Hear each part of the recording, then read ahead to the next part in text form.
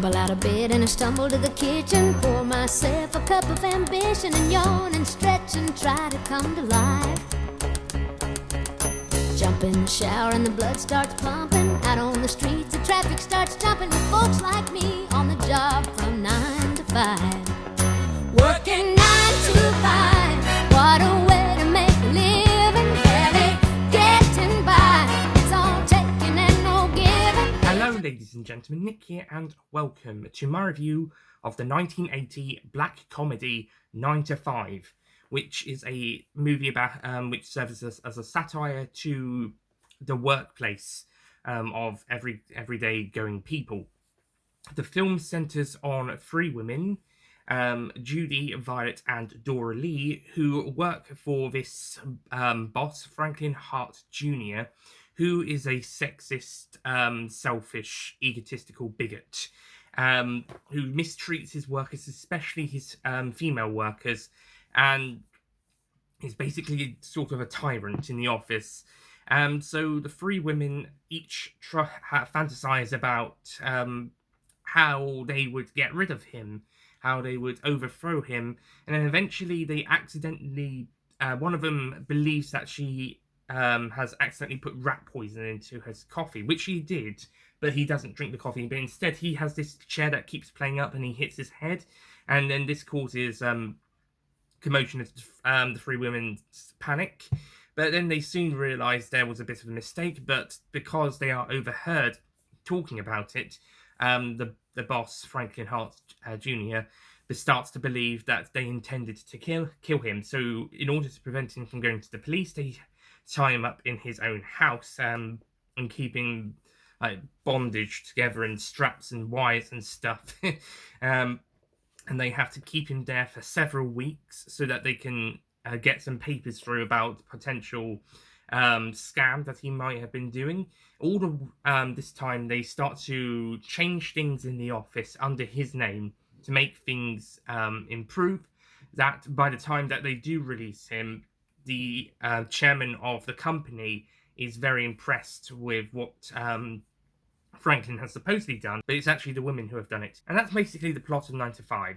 So, this film is brilliant. This is a really funny and really entertaining film. Some great satire. The characters are great. I really enjoyed them. Judy is a great character, going from a timid former housewife who has just gone through a divorce to becoming a more stronger and determined character throughout the film. Violet is also a really great, tough character, being the widowed mother of 4, and being the one who believes herself to have committed manslaughter initially, and then having to do all this silly stuff in the hospital trying to move a body out that she believes is Franklin, but it's another guy who's been poisoned that the police are investigating.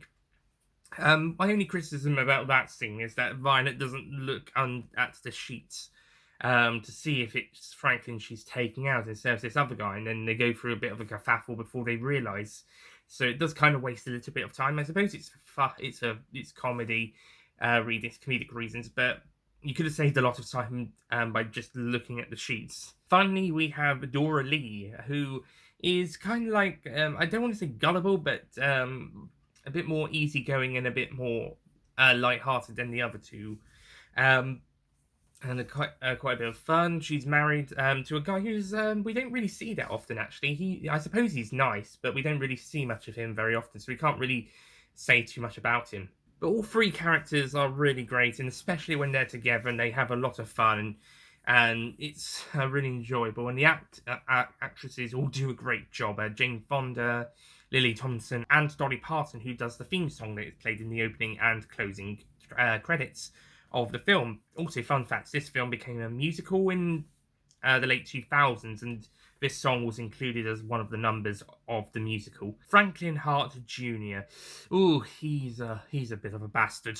But it's quite funny seeing his comeuppances throughout the film as the women firstly accidentally and then later on purpose try to get their own backs on him. And at the very end of the film, he is congratulated by the chairman of the board and promoted for the stuff that the women did, but they're not going to reveal themselves because they don't want to get into trouble.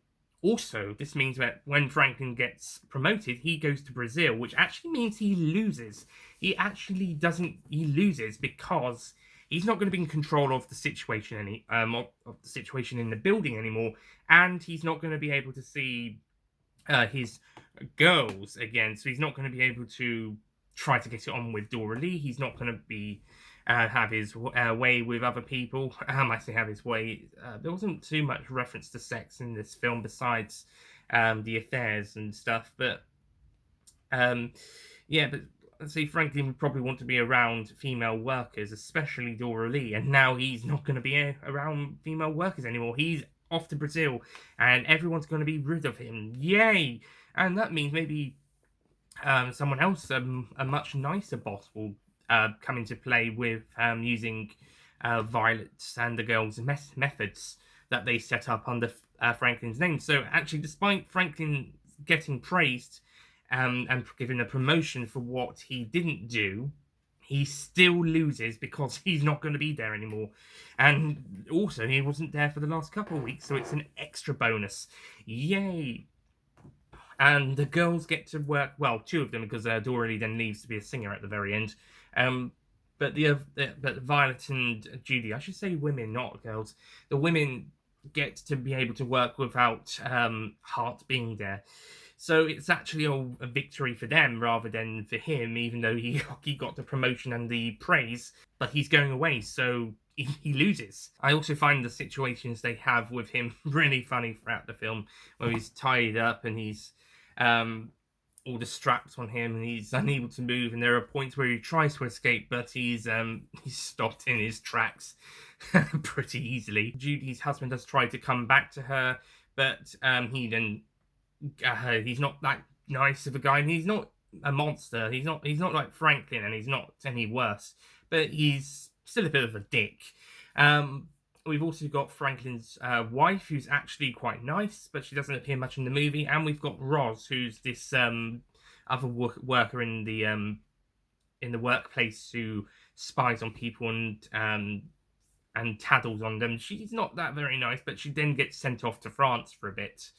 So she's out of the picture for a while, and that's more or less all the characters besides the chairman of the board, who's actually a really nice guy, and the president, who's also a pretty good guy, and a couple of other workers in the workplace also pretty good. I especially like the one who goes, "You go, girl," which is her catchphrase. I think that's the one who drank quite a lot, but then went on an alcoholic rehabilitation program. I also like how some of the jokes set up, like how Roz's character is said to be a spy in the loose and to be a tattletale, and this comes into play twice later on, one of which affecting our main characters themselves. I also really like the when the three girls are smoking marijuana and they're imagining their own ways to capture Franklin, and they're all really funny with Judy being like a hunter, as because she's seen Franklin's things on the wall that he went out and shot and hunted himself. Dora Lee is like, it's like in a western where she uses her lasso to capture him because she likes to be a western singer, which reflects Dolly Parton herself, I guess. And Violet imagines it more like a fairy tale where she's got animated animals and she's doing everything all sweetly and dressed like Snow White, I guess. And then poisoning Franklin's drink and then his coffee, and then notching his seat out to fly him out of the window. Funnily enough, all three of these fantasies kind of play into what happens later on, even if not exactly how the women imagined it. By the way, I love how how Violet's one is definitely sort of a kind of parodying Disney movies with the animated animals and the sweet girl who has to work for a nasty villain, but she gets her own back in a pretty nasty way. Then again, I guess that's fairy tales for you. But I loved how it was kind of parodying Snow White in a way, or at least Disney, or at least the tropes of Disney films. The way they're tying in with each other, well, Violet actually does put some poison into his drink, which ties in with her fantasy where she actually did put poison in his drink. And then we got the damaged chair, which also ties in with her dream, which then Judy gets out the gun from that Dora Lee had and fires towards Mr. Hart to prevent him from running away. Not to injure him, but just to scare him, which ties in with her story, and I suppose all the ropes and lasso stuff ties in with Dora Lee, as well as the fact that she became a Western singer at the end. On a filmmaking level, this is greatly shot and edited, and the directing is brilliant, the acting all brilliant. This film's just really good, really entertaining, and such fun. I only really have two nitpicks with the movie. First of all was what I mentioned earlier with Violet pushing the trolley around with the stiff on it, thinking it was Franklin, but she didn't look on to check, and then would go for a bit of a kerfuffle, and then they realised they made a mistake. I understand it was there for comedic purposes, but I feel like they could have saved a lot of time by just looking underneath, got the wrong body, and maybe try and find Franklin, but maybe not. Maybe they can't find him, so they just run off. So I think that would have saved a bit of time. The other thing is with Dora Lee's fantasy. With her fantasy, she's kind of doing what, in her fantasy, she's making Franklin do what he makes her do, and she's being like how he acts, which I'm kind of worried that kind of undermines the whole point of the message of the film, is for men to not be sexist bigots, tyrants in the office, and that the women that they're suppressing can revolt against him. But that fantasy kind of swaps it round, which kind of might undermine the message a little bit. Maybe not too much, but does give it a little bit of somewhat shaky ground, even if it's just a small shake. With the message, with having the tyrannical female boss dictating the male employee, and he doesn't try to overthrow her. So I think that kind of does undermine the whole message of the film itself. And I'm sure quite a few male viewers would probably get a bit upset about it. Even though the film's all about women trying to overcome a male suppression in the office, I can understand if this was made today, there'd be a lot of complaints by men about female suppression in the office. There are people like that who would do that just because they think their masculinity is threatened. I don't really have a huge problem with it. I'm just saying it kind of does undermine the whole message of this movie. It's not a big problem, but it's a nitpick at least. It's got to be something worth pointing out, and it does and I do think it does kind of undermine the message at least a little bit, but not an awful lot. The majority of the movie is handled really well. It's really fun and entertaining. The story is really great, and there's quite a lot of good stuff going for it. There are a few scenes where there aren't a huge amount of stuff going on, but it never feels boring, it never feels dull, it never feels like it's been dragged out. It's a ton of fun, tightly written, and really well put together. Such a great film. I only have two nitpicks, but they don't really do anything to downgrade my enjoyment of the movie. I think maybe they do undermine the story a little bit, or the message a little bit, but for the enjoyment of the film, not really. It's still a really fun and really entertaining movie. So I will be giving 9 to 5 a 10 out of 10. They just use your mind and they never give you credit. It's enough to drive you crazy if you let it. 9 to 5 for service and devotion. You would think that I would deserve a fair promotion. Want to move ahead, but the boss won't seem to let me. I swear sometimes that man is out to get me. Yep, this is a really fun and really engaging movie, and I think it's definitely worth recommending. Quite a fun movie. Final things before we wrap up. The film is rated 15 over here in the UK, but in all honesty, I think it could have been a 12. There's a few bits of drug use and a few references to sex and some language, but it's no strong language. Actually, this film feels very PG, to be honest. I mean, maybe take out the marijuana smoking, and it probably would be a PG. So yeah. So I think this film could have been a 12 rated film, maybe even a PG, but for some reason it's a 15, because there's some drug use. Well, I say drug use, marijuana smoking. I think that still could be okay at 12, just watching it. At 12, just as long as maybe it's because it's not presented in a bad light. Maybe it's because it's a fun drug, and you don't want kids and teenagers to follow that footsteps, because it's shown in a positive light or an okay light, then maybe that's why it's a 15 instead of a 12, which I think it could have been, or even a PG. But I still think it could have been a 12, even with the fact that the marijuana is not being treated in a bad light. Another fun fact is that this film was apparently going to be getting a sequel until very recently in October 2019, when it was confirmed it was not happening anymore. So, yeah, I would have liked to have seen a sequel, actually, now that I know that they were planning one. I mean, the film works fine on its own as a standalone movie, but with the ideas that they were tossing around for a sequel, actually, yeah, that sounds interesting. Maybe it would have been good, but alas, it's not going to be coming. Thankfully, this film works very well as a standalone movie, so it's not too much of a problem. But if there was a sequel, I'd definitely try and check it out at some point. But alas, it won't be coming. Oh well, at least we still got this really fun and enjoyable movie, and it's got a musical version as well you can check out on stage. So that's it from me. Thank you for watching. And this was one of the films I was watching for my multiplexed contemporary popular cinema module. The next one I'll be watching for that film module will be Lethal Weapon, which is the only film that I'm watching for this module that I've already seen prior.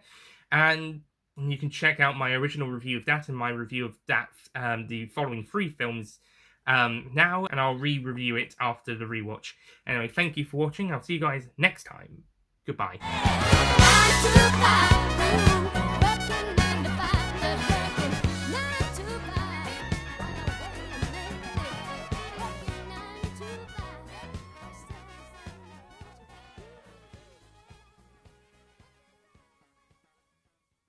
Don't forget to click below to subscribe to the Nicholas Payne Retro YouTube channel.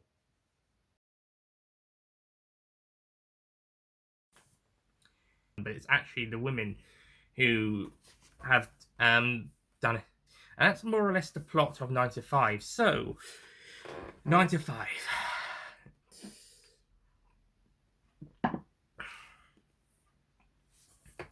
Violet is already a tough character with having be a widow of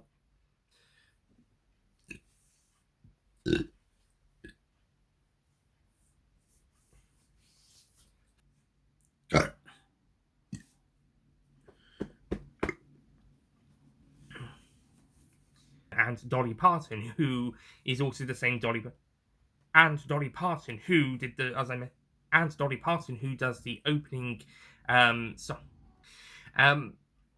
So yeah, but he's going now, so he's going off. And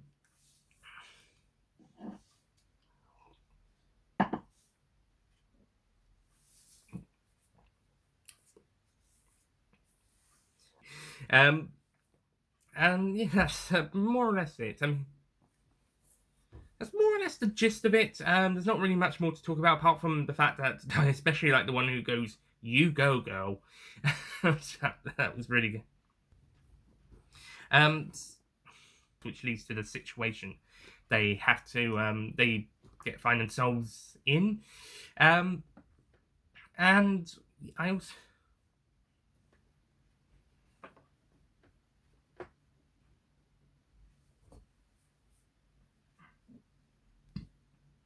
And hang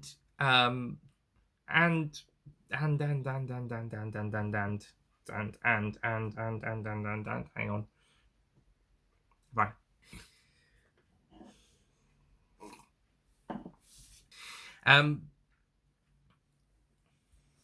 On a filmmaking level, this is I think that's supposed to that so I can see some people maybe, so I think that would be a little bit in. I mean, yeah, there are people like that who do, but not an awful lot. The most there's a few scenes where there isn't a huge lot going. There are a few scenes where there aren't. I only had 2 nitpicks, but they don't really spoil or. I only have 2 nitpicks, but they don't really diminish the enjoyment of the film. Okay, maybe the first nitpick, a little bit for a. Okay, maybe the first nitpick might have undermined it for a little bit. Okay, I only have 2 nitpicks, but they don't really derail the enjoyment. I only have 2 nitpicks, but they don't really do much to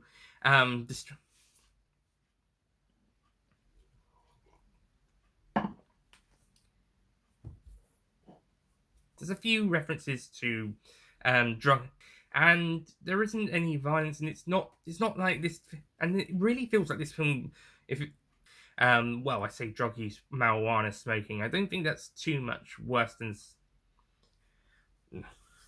Um, Another fun fact to say is that this film was apparently begun, but if there was a sequel, I would definitely try and watch it.